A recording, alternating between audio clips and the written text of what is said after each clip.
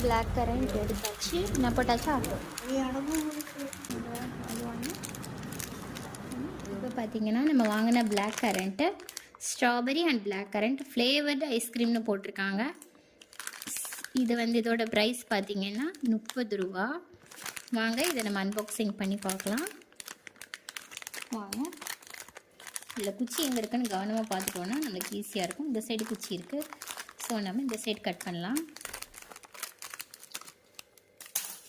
வாங்க இங்கே பாருங்கள். ஓ, இப்படி இருக்குது பாருங்கள். ஸ்ட்ராபெரியும் பிளாக் கரண்ட்டும் கலந்து நல்லா இருக்குது பார்க்க.